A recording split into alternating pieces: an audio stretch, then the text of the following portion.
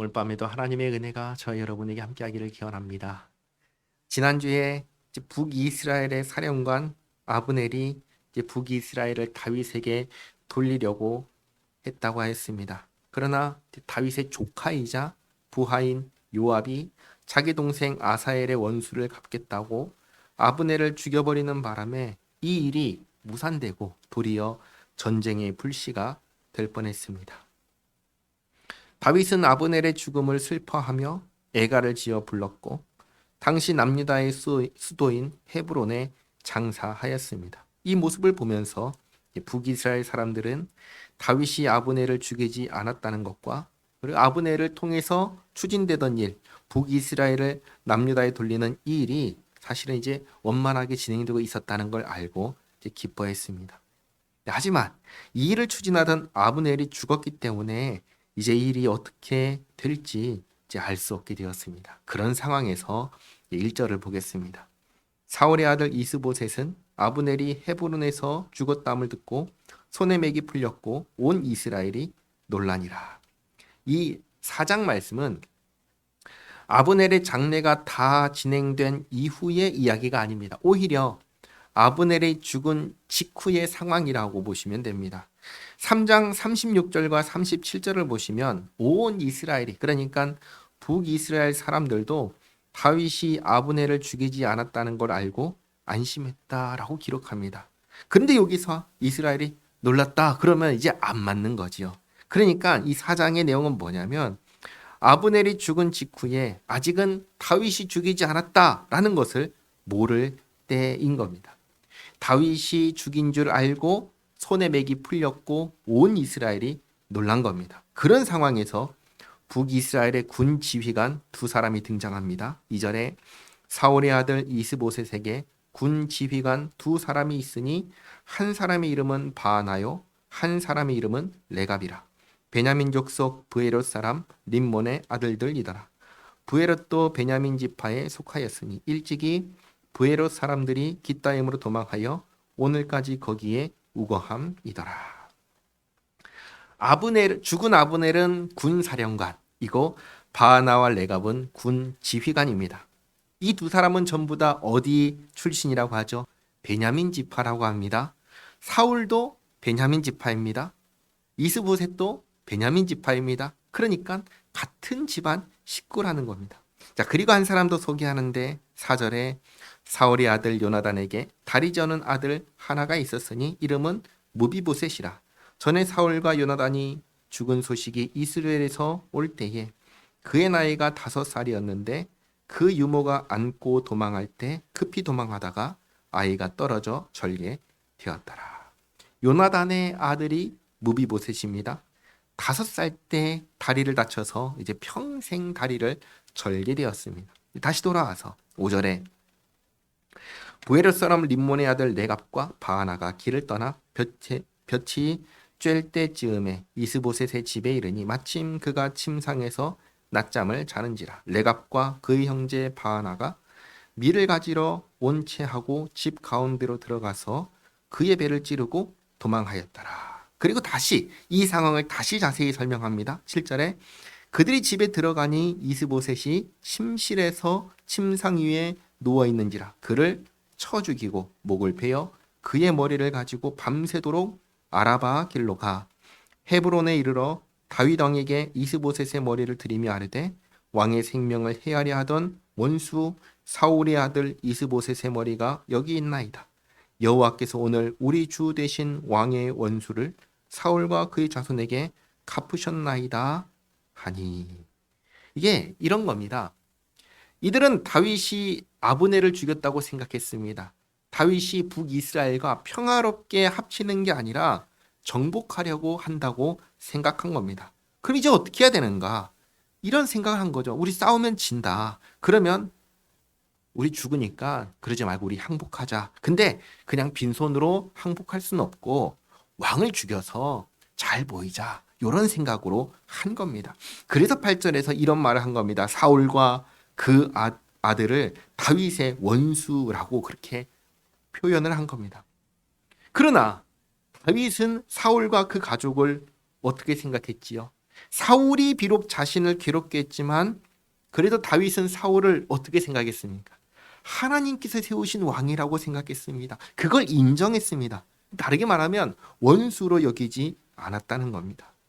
그리고 이들은 몰랐지만 다윗은 북이스라엘과 싸울 생각이 없었습니다. 오히려 북이스라엘도 하나님의 백성이니 하나님의 뜻을 따라서 잘 다스렸으면 다스렸지 결코 싸워서 지배하려고 정복하려고 하는 그런 생각은 없었습니다. 그러니까 이 두 사람은 오해를 해도 단단히 오해한 겁니다.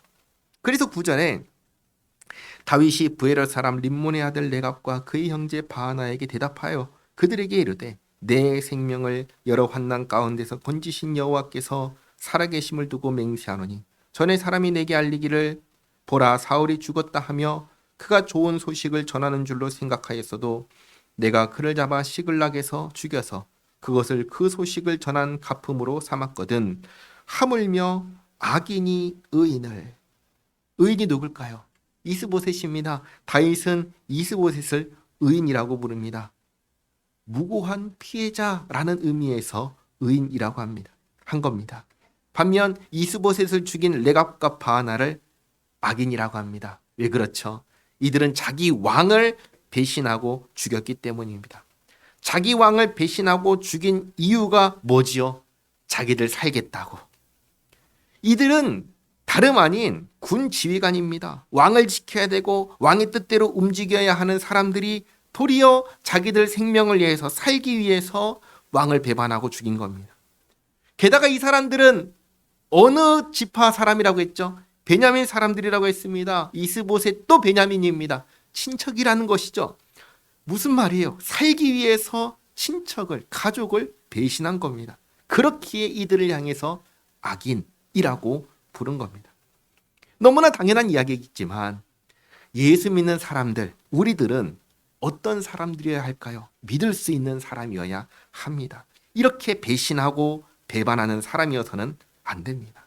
이 단순한 그러나 분명한 사실을, 이 중요한 사실을 여기에서 가르쳐 주시는 겁니다.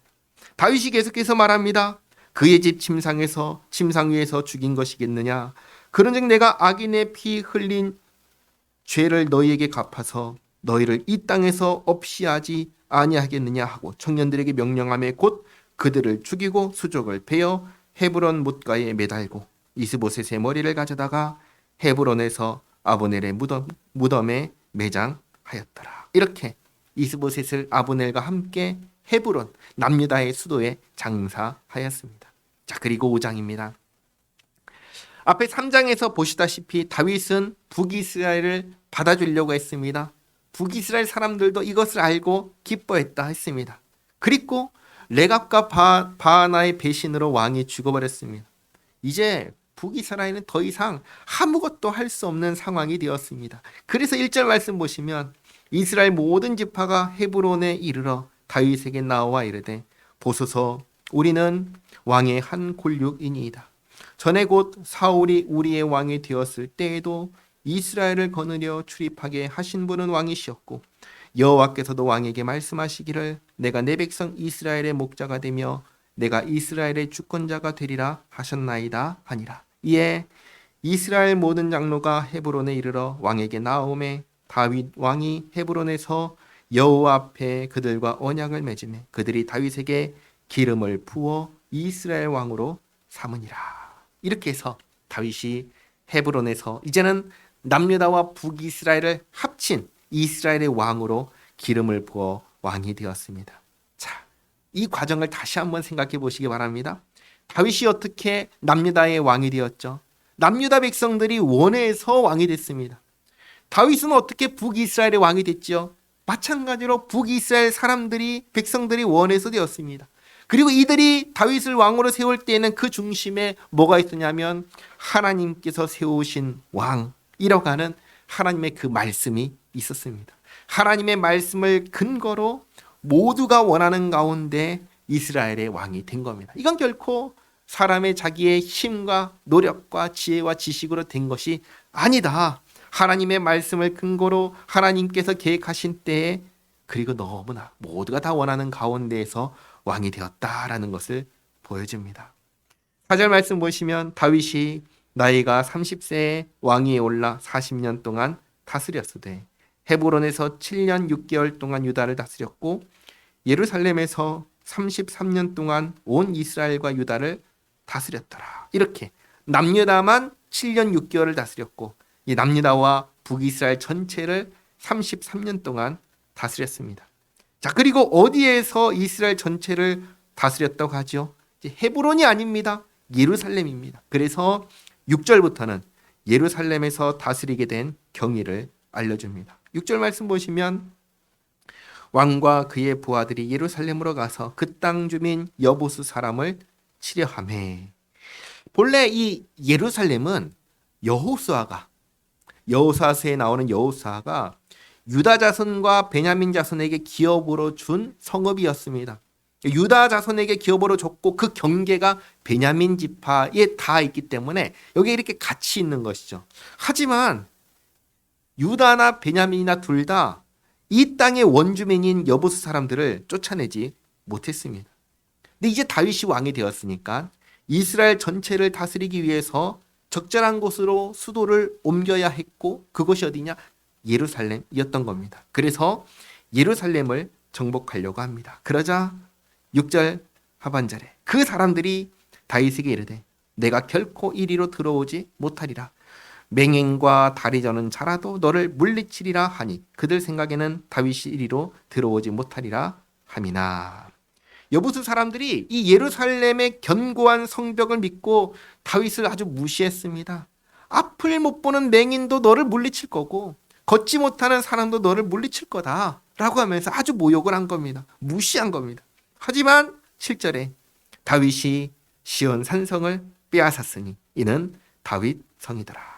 다시 한번 설명합니다. 8절에 그날에 다윗이 이르기를 누구든지 여부수 사람을 치거든 물 깃는 데로 올라가서 다윗의 마음에 미워하는 다리 저는 사람과 맹인을 치라 하였으므로 속담이 되어 이르기를 맹인과 다리 저는 사람은 집에 들어오지 못하리라 하더라. 이 뭐냐면 여부수 사람들이 다윗을 모욕했던 말을 그대로 돌려준 겁니다.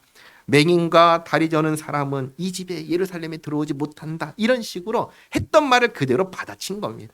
자, 그리고 9절에 다윗이 그 산성에 살면서 다윗성이라 이름하고 다윗이 밀로에서부터 안으로 성을 둘러싸니라. 그래서 이제 예루살렘을 다윗성이라고도 하고 시온산성이라고도 이제 부릅니다. 10절에 만군의 하나님 여호와께서 함께 계시니 다윗이 점점 강성하여 가니라. 아멘. 여기 우리가 기억해야 할 중요한 말씀이 있습니다. 다윗이 여보스와의 전쟁에서도 이기고 그리고 다윗이 강성한 이유가 무엇입니까? 하나님께 있다라는 겁니다. 하나님께서 함께 하셨기 때문이다라는 겁니다.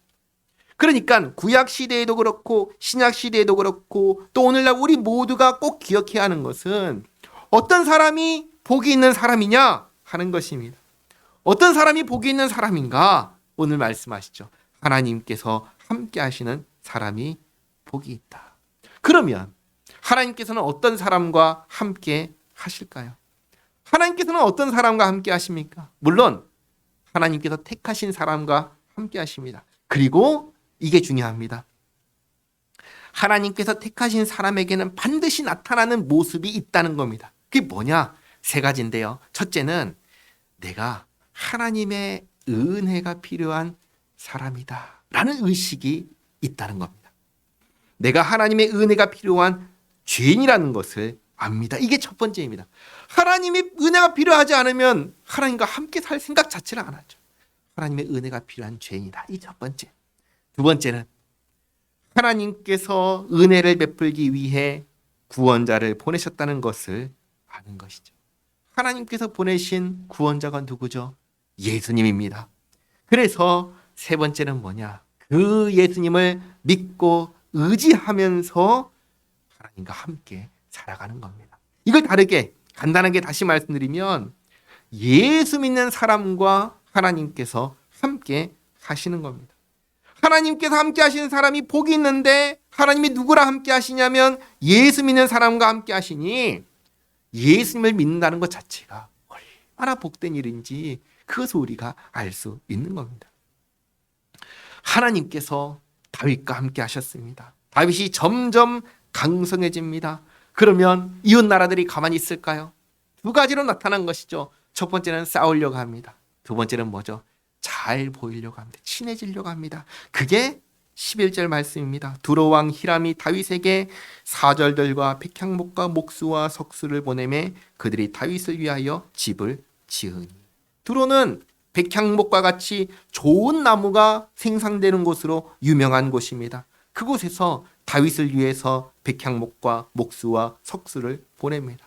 성을 건축하도록 우리가 전적으로 돕겠다라고 사람을 보낸 것이죠. 그리고 나중에 보시면 솔로몬 때에는 이 두로왕 히람이 성전도 짓게 됩니다.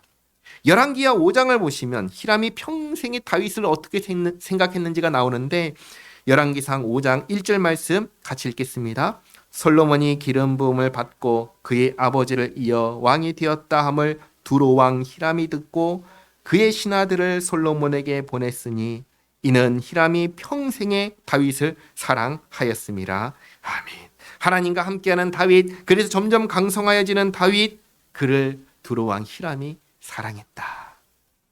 자, 그리고 돌아와서 사무엘하 5장 12절을 보시면 다윗이 여호와께서 자기를 세우사 이스라엘 왕으로 삼으신 것과 그의 백성 이스라엘을 위하여 그 나라를 높이신 것을 알았더라. 쉽게 말해 다윗도 하나님께서 나와 함께 하신다는 것을 알았다는 겁니다. 앞에 10절은 하나님께서 다윗과 함께 하셨다라는 것이고 12절은 이것을 다윗이 알았다라는 것입니다.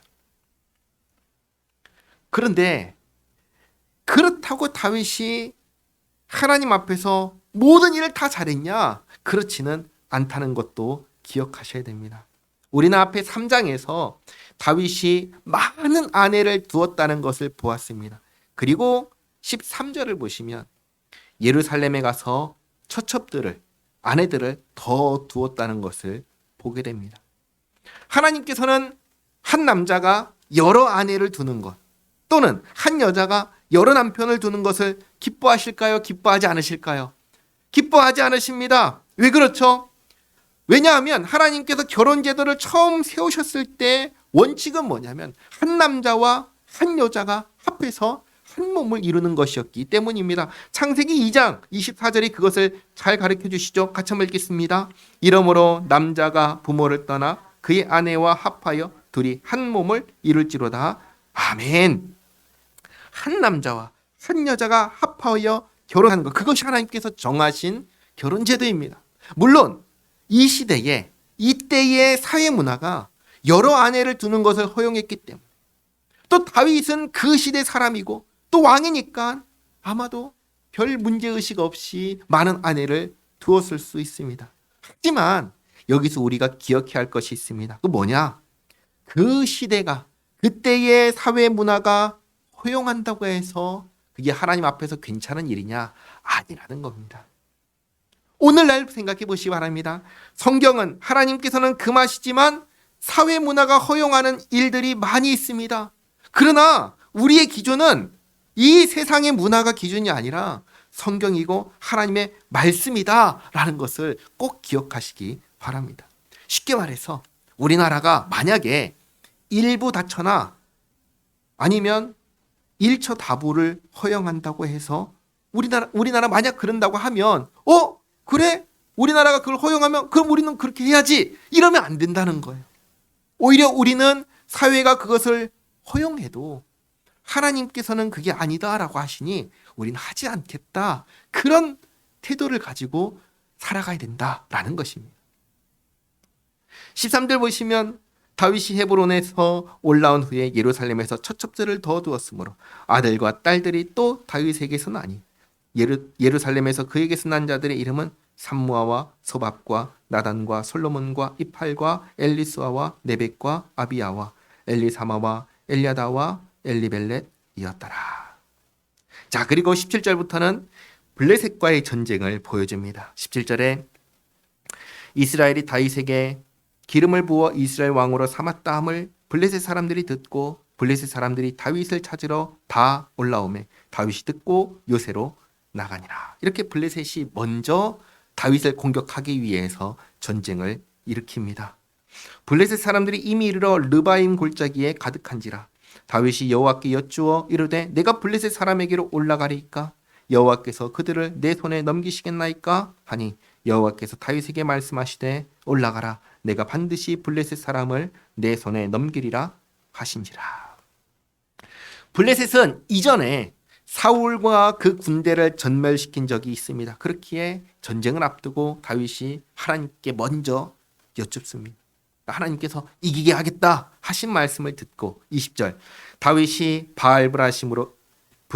바알브라심에 이르러 거기서 그들을 치고 다윗이 말하되 여호와께서 물을 흩음같이 내 앞에서 내 대적을 흩으셨다 하므로 그곳 이름을 바알브라심이라 부르니라.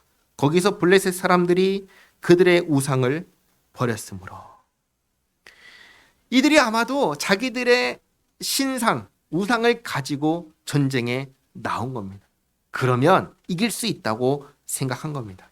우리는 사무엘상에서 전쟁에 지니까 하나님께서 우리와 함께하지 않으셨기 때문이다.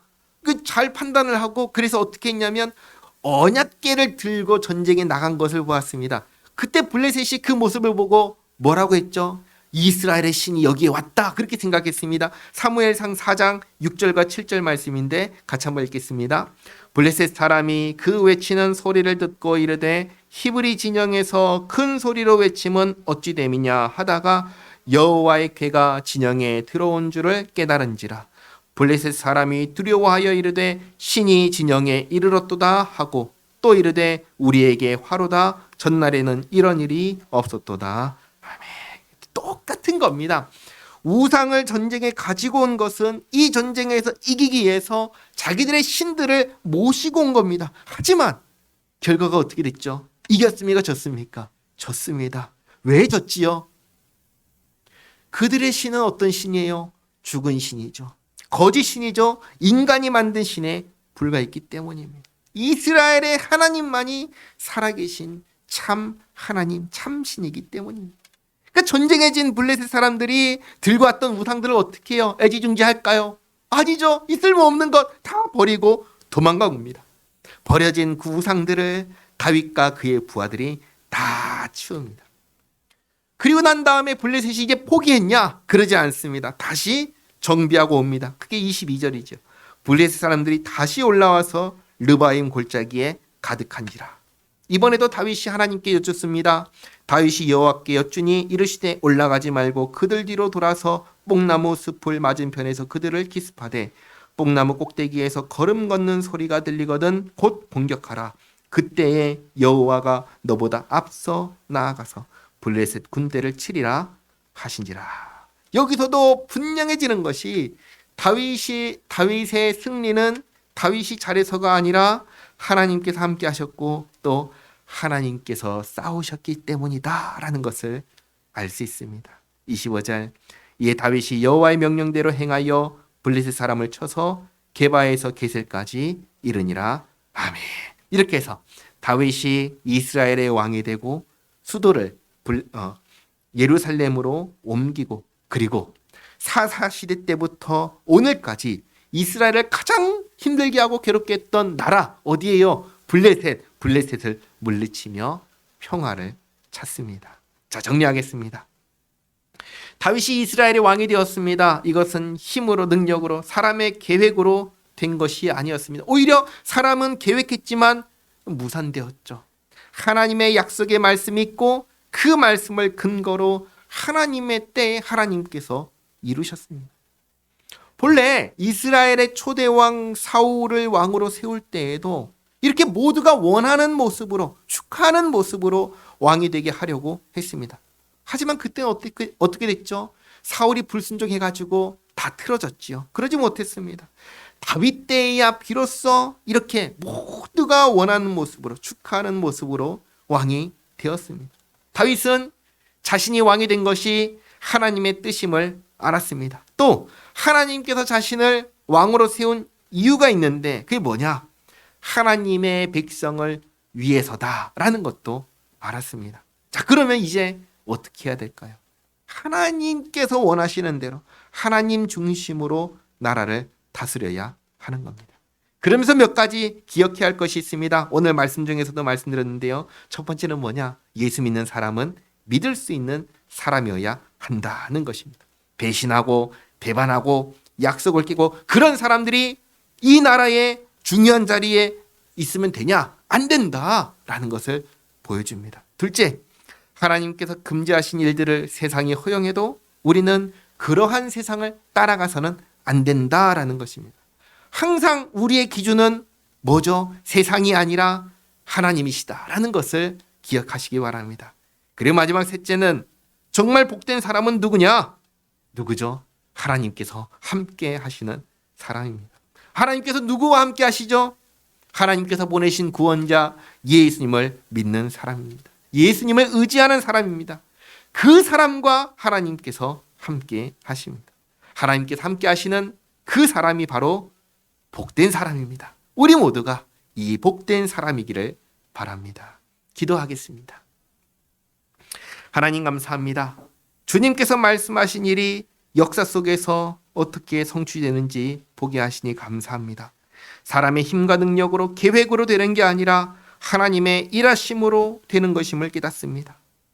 하나님의 일하심 가운데 참여하는 저희들이 마땅히 갖춰야 할 모습도 알게 하시니 감사합니다. 예수님 안에서 구원받은 저희들이 배신하고 배반하지 않는 믿을 수 있는 사람, 신뢰할 수 있는 사람이 되게 하옵소서. 또 그렇게 살게 하옵소서. 세상의 기준을 따라가지 않고 하나님의 말씀을 기준으로 생각하고 말하고 행동하게 하옵소서. 무엇보다 저희들이 정말 구원이 필요한 죄인임을 잊지 않게 하시고 저희를 구원하신 예수님을 의지하며 주님과 함께 살아가게 하옵소서. 저희의 매일의 삶이 주님과 동행하는 복된 시간들이 되게 하옵소서. 예수님의 이름으로 기도하옵나이다. 아멘.